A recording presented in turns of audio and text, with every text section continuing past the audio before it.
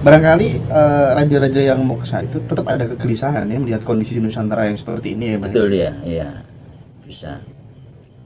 Nah ini kalau diartikan kita berperan dan negeri kita ini punya peran yang kuat untuk mengembalikan kepada kehidupan yang berkiblat pada kelestarian alam dengan mulai mengevaluasi kembali peradaban yang selama ini berjalan sudah sekian jauh ya. Jadi dengan mengeruk semua kekayaan alam ini untuk kepentingan manusia semata-mata tanpa memperhatikan kekuatan alam itu sendiri. Ini yang memang perlu dikoreksi oleh para ahli ya, yang ahli itu bukan kita ya. Nah, sebagai alasan untuk kembali kepada alam kembali. Dan itu kan tetap melibatkan pengambil polisi tertinggi di Republik ini tentunya, Mbak Kata. Bisa begitu. Tadi tetap kalau saya mesti percaya pada simbol-simbol juga. Sebab begini, kalau kita menyebut bahwa awal berlakunya atau munculnya doktrin kosmogoni itu dari kita, dari kita. Ini saya ungkapkan pada awal dulu kita berbicara ya, tentang Gunung Penanggungan. Gunung Penanggungan itu merupakan miniatur Jagat Raya. Jagat Raya. Doktrin kosmogoni menjelaskan bahwa Jagat Raya ini merupakan satu lingkaran kosmis. Di tengah-tengah tempat hunian para dewa, dikelilingi oleh 8 samudra dan 8 benua. Nah, semua bangsa mencari miniatur dari Jagat Raya ini di bumi.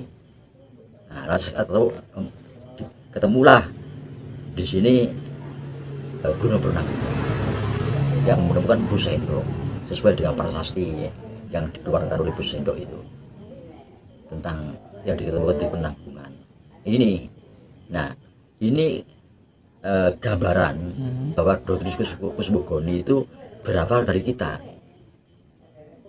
dan miniatur itu Gunung Penanggungan, satu puncak dikelilingi 8 anak gunung dan 8 samudra. Nah ini mau tidak mau kita yakini, kita percaya lah ya paling tidak bahwa doktrin kosmogoni itu berawal dari kita, karena dalam buku Tanpa Pagelaran itu buku-buku sejarah ya, ada cerita Mahadewa memindah gunung dari Jambudwipta ke Jawa Dwipa, maka jadilah gunung-gunung di tanah Jawa ini yang digairi dengan Gunung Penanggungan yang disebut dengan Mahameru, sekaligus juga Gunung Semeru ini. Itu kan terjemahnya kan seperti itu. Dan di Jawa sendiri punya legenda ya, Semar mindah gunung. Itu terjadinya Gunung Penanggungan dari Gunung Semeru ini. Ini Semeru, ini Mahameru. Nah ini kalau bagaimana para ilmuwan segala semua dengan latar belakang segala macam ilmu ya, itu untuk merubah kehidupan ini sehingga tidak kebablasan dalam merusak alam, dalam mengeruk kekayaan alam, dimunculkan untuk kepentingan manusia semata-mata. Nah, ini juga ada simbolis di sini. Ada simbolis itu ruwet. Namanya kembali kepada Tirta Amerta. Tirta Amerta itu air suci. Karena pada doktrin kosmogoni itu diterangkan bahwa gunung dari Jambudwipta ke Jawa Dwipa dililit ular naga. Lantas di situ ada orang yang namanya Bima itu mengaduk laut, mengaduk samudra untuk mencari Tirta Amerta, air suci, air kehidupan. Nah ini air kehidupan. Ini cerita ini kuat. Jadi kalau sudah berbicara tentang goro-goro, Satrio Piningit, Ratu Adil. Nah ini harus dikaitkan dengan doktrin kosmogoni ini, dikaitkan dengan dewa memindah gunung dari Jawa Tiba ke Jawa Dwipa, dikaitkan lagi dengan Bimo mencari tirta merta, air suci, laut diaduk sampai munculnya air suci. Nah ini maknanya apa? Ini yang nanti perlu diungkap ini, maknanya air suci ini, karena ini simbol kembalinya kita kepada doktrin kosmogoni. Kalau simbolnya saya paham, tapi membedah simbol ini saya tidak bisa. Gimana Pak? Simbolnya gimana? Gini, jadi kita di Penanggungan ini ada 8 anak gunung, ada 8 bukit. Kita harus mengambil air itu di bukit ini. Ini kita kumpulkan. Ini namanya ruwet sumber, ruwet air, tirta. 8 ya Pak? 8. Itu berada di mana Pak? Di Penanggungan ini. Penanggungan ini? Iya, ada 8 bukit kan. Setiap bukit ngambil air gitu ya? Air. Ini diambil airnya itu untuk disucikan kembali. Tirta Amrita, air kehidupan, air keabadian. Keabadian artinya kan kelestarian kan. Okay. Jadi air keabadian ini airnya kelestarian, lestarinya alam, lestarinya manusia, harmonisnya kehubungan manusia dengan alam. Nah nanti semua gunung itu kita ambil airnya di Pulau Jawa ini, akhirnya sampai merembet pada seluruh Nusantara. Harus diambil airnya dan disucikan kembali, disatukan semua tirta di seluruh Nusantara ini. Nah ini kalau kita lihat misalnya Jawa, Sumatera, Kalimantan, Sulawesi, Maluku, Papua, Nusa Tenggara, ya. Terus dan wilayah Nusantara di luar ada 8. Juga 8. Jadi 1 bukit, 1 puncak di tengah, tempat hunian para dewa. Nah pengertian para dewa ini pun juga harus diartikan yang logis lah. Wah kita nyembah dewa lagi bukan begitu, ini alam gitu. Alam. Hanya namanya dewa bisa dirubah juga bisa. Ya dirubah juga bisa, sentral apa dia bisa. Nah ini simbolisnya. Ini keyakinan Jawa seperti itu. Jadi manunggaling tirta ini menyatunya air dari 8 penjuru ini. Ini simbolis yang harus dilakukan. Nah ini, simbolis ini, sebagian orang mengatakan memang ini harus ada simbolis itu, tidak boleh tidak ada. Sebagai itu ya? Iya, seperti halnya kembalinya ke kosmogoni tadi ya? Iya, seperti halnya orang tiap negara punya bendera. Iya Pak. Ada simbolisnya. Tapi kan sedikit sekali yang sampai pada paham itu Pak. Nah itu ini yang menjadi permasalahan.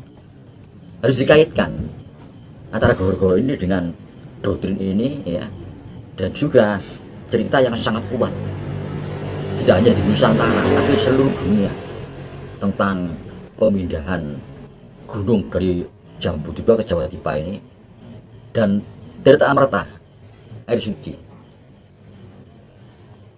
Ini sangat kuat. Ini secara simbolis harus dilakukan. Itu yang melakukan idealnya siapa Pak? Ya kalau umpama hanya Penanggungan ya orang Penanggungan. Oh gitu. Kalau misalnya Gunung ya di Bromo, Merapi ya di Merapi, Nusa ya di Sebelum Selamat. Karena artinya air itu terkumpul. Ini simbolisnya situ. Lah kemungkinan kalau kita tarik ke logikanya itu kerukunan. Simbol kerukunan Manunggaling Tirta. Tapi gini, setelah kemudian apa itu namanya? Air suci itu kemudian ruwat itu sudah dilakukan gitu ya. Tapi kalau kemudian tidak ada aksi nyata real, konkret, misal kayak penanaman pohon kembali, dan itu kan sia-sia, Pak. Nah, di sini memang harus ada konsekuensinya. Ya, untuk kita bangsa Indonesia ini.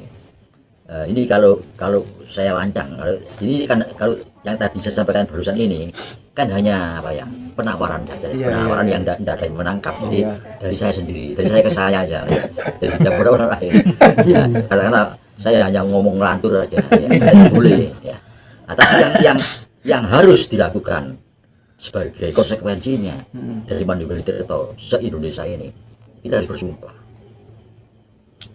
Sumpah Bhinneka Tunggal Ika. Ini ada konsekuen kita ini. Sebelumnya Bhinneka Tunggal Ika, tapi perpecahan terus tidak pernah berhenti. Sekarang lebih parah. Jadi kan pemecah belah itu lebih parah sih. Dengan biaya yang melebihi biaya APBN ya. Jadi biaya untuk memecah kita ini melebihi APBN besarnya. Nah, ini kan perlu bersumpah kita tentang Bhinneka Tunggal Ika. Sumpah Bhinneka Tunggal Ika. Setiap kali kita bersumpah harus bawa apa? Ya. Karena Mojokerto itu khawatir. Kalau ini sudah di luar sumpah, dikhawatirkan akan diingkari. Sekarang ini pun kita harus bersumpah. Ini. Namanya kira-kira sumpah apa, Mbah Gatot, yang paling pas, Mbah Gatot? Sumpah Bhinneka Tunggal Ika. Sumpah Bhinneka. Bersumpah bahwa kita ini berbeda tapi satu.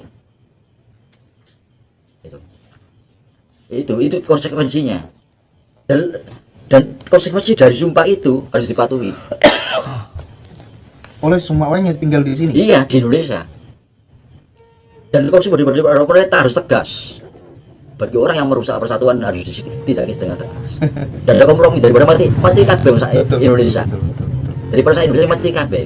Entah karena bencana alam, entah karena perpecahan perang. Ini konsekuensinya. Nah, sebab pada saat kita mau merdeka, kita juga bersumpah sebab pemuda. Tanpa semua pemuda. Artinya secara subjektif, jika kemudian hal itu tidak dilakukan, bisa jadi akan banyak korban di Nusantara ini. Betul. Ya perpecahan tambah parah. Nah kita, misalnya contoh saja yang gampang ya. Oh Jawa ini tidak boleh menang sendiri, tidak boleh. Kita Nusantara. Ini seperti itu contohnya. Dan saya rasa kita Jawa sadar memang. Tidak kan Jawa itu ngelam syukuri dewi kan enggak ya. Podo-podo api ya kabeh podo. Nah itu. Ini kita harus bersumpah. Iya, Pak. Sumpah Bhinneka Tunggal Ika. Bersumpah bahwa kita berbeda tapi satu. Sumpah sebenarnya tidak main-main. Nah, itu harus. Karena kita ini sering melakukan sumpah palapa, sumpah pemuda. Dan setelah merdeka apa sumpah kita? Ini karena belum pernah bersumpah kita. Ini. Mudah-mudahan didengar sama pemimpin Republik ini. Nah itu. Nah, bagaimana mekanismenya ya pelaksanaan itu pemerintah gampang seperti itu. Gimana, Pak? Ya kan bisa diatur ya. Kan dengan mudah, jangan muda-muda. Misalnya nggak tahu lagi gimana caranya. Kita harus bersumpah. Apa? Kita sebagai rakyat ya, terus mendengar tokoh-tokoh tentang persatuan, kan akhirnya kurang percaya kita. Misalnya saya mengutuk dengan perpecahan ini loh, padahal dia mau pecah belah. Misalnya ya, kita sudah tahu kan. Nah, ini jadi kita baru percaya ketika bersumpah, kita bersumpah semua. Nah, karena apa? Karena sumpah itu dampaknya bisa tidak pada pribadi, pada keluarga.